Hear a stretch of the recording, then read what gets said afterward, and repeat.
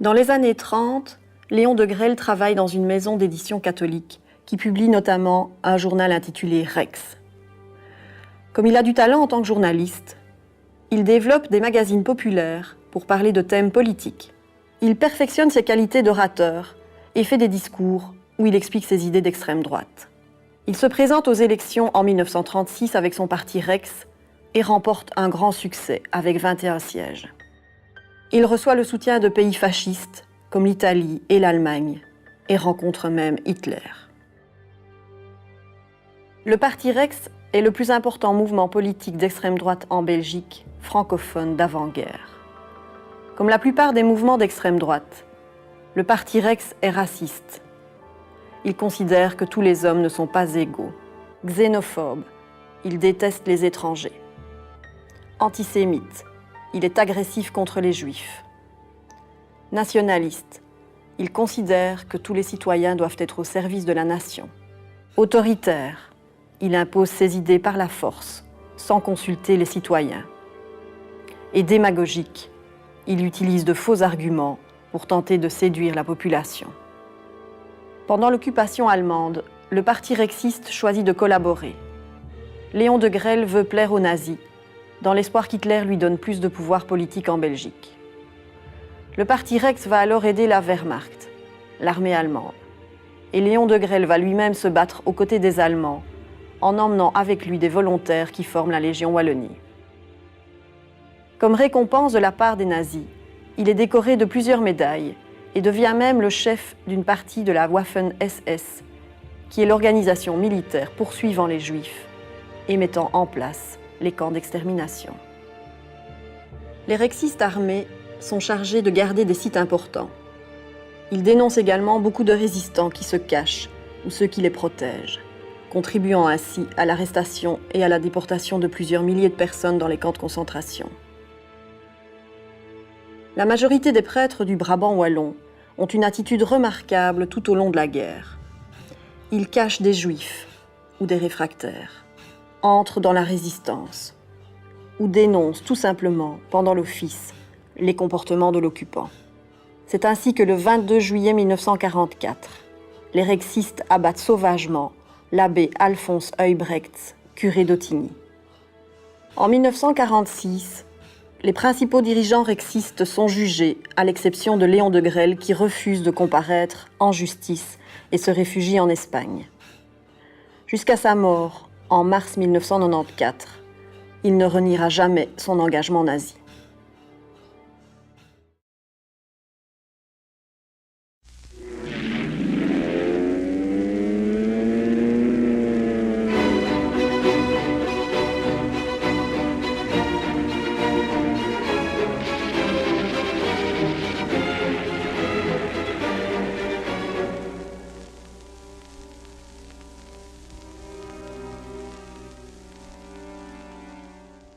Pour exécuter ces basses œuvres, l'occupant allemand n'a pas à chercher bien loin.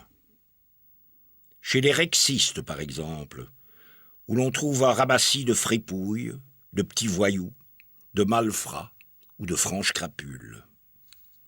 Certains se constituent en commando improvisés pour assassiner impunément des figures publiques qui s'opposent au régime nazi.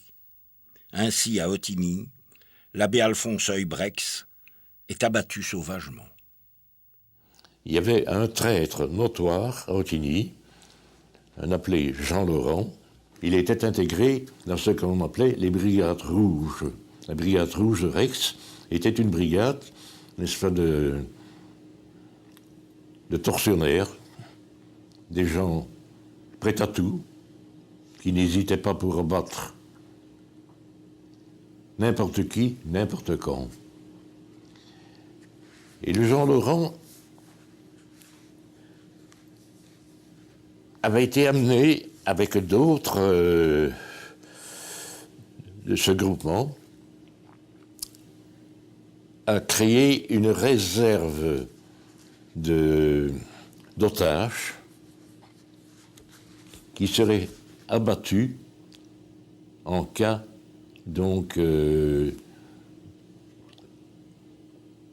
ou des rexistes ou des gens de la Légion wallonne seraient tués. Ils avaient établi cette liste, et en tête de liste se trouvait le curé d'Autigny. Il y avait le bourgmestre Bosch du Wavre, Dumont de Chassard, un tas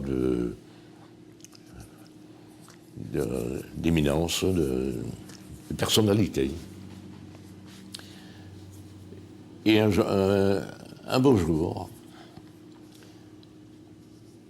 ces gaillards se sont emmenés à 4 à Autigny.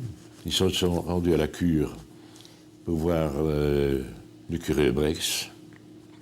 Le curé, à ce moment-là, n'était pas là. C'est la sœur du curé qui les a reçus. Elle a dit, le curé est à l'église. Alors ils sont allés à l'église. Effectivement, le curé était au confessionnal. Et ils ont entendu qu'il sorte de son confessionnal. Et ils lui ont demandé de venir donner les derniers sacrements à un blessé qui se trouvait quelque part là, dans les bois. Et le curé, sans se douter, les a accompagnés. Et Laurent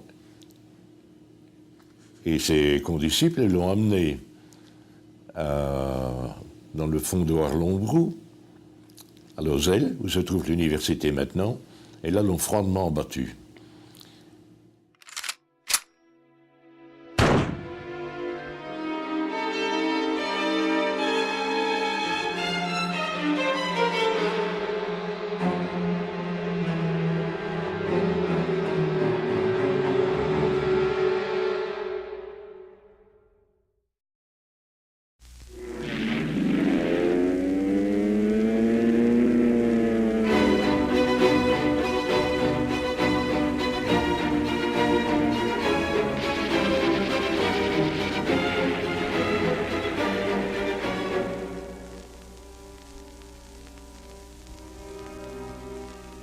Tous les Belges ne sont pas des résistants, loin de là.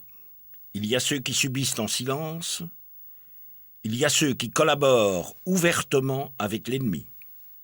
Au premier rang de ces inciviques, Léon de Grelle, le chef du parti rexiste, farouchement pro-hitlérien. En 1941, il crée de toutes pièces la Légion wallonne, une unité SS belge qui se battra sur le front russe. En 1941, mon père a reçu une promotion dans l'entreprise pour laquelle il travaille et donc la famille doit déménager, ce que l'on fait à Boisfort dans la forêt de Soigne, là où se trouve un grand réservoir d'eau de la compagnie intercommunale Bruxelles-Base des Eaux. Et notre plus proche voisin, c'est de Grelle. Ah oui, c'est de Grelle, qui est, lui, a une villa, n'est pas, à la Drève de Lorraine. Un jour, il y a eu un attentat contre de Grelle. L'attentat, comment s'est-il présenté, d'après ce que m'a raconté papa, n'est pas, c'est un bonhomme qui était entre la maison de l'intercommunale et la maison de Grelle, à la chaussée, à la Drève, n'est pas, il y avait du bois, donc, et à ce moment-là, les gens allaient dans le bois ramasser du bois pour se chauffer, etc. et tout. Bon, il était mal habillé et tout, et il ramassait du bois, il faisait semblant en tout cas de ramasser du bois. Quand de Grelle sortait, quand il était en congé bien sûr, il sortait de sa maison, il y avait toujours 3 motocyclistes devant sa voiture et 3 motocyclistes derrière. Et probablement que les résistants qui ont voulu faire cet attentat-là avaient remarqué ça.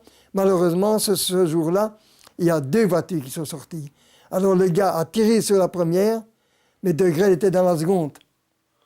N'est-ce pas? Alors le gars est fichu le camp, n'est-ce pas? Il était en sabot, il a abandonné ses sabots, on a tiré sur lui bien sûr, il s'est, comment dirais-je, il a arrivé devant la maison donc occupée par mes parents, il a donc traversé le territoire, disons, de l'intercommunal, n'est-ce pas? Il s'est débarrassé de son revolver.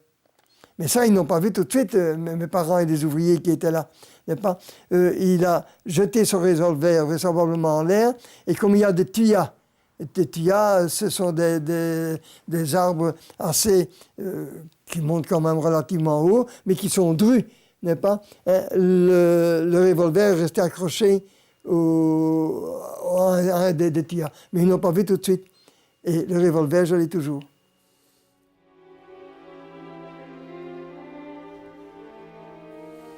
Donc j'ai le revolver qui a raté de grêle, malheureusement.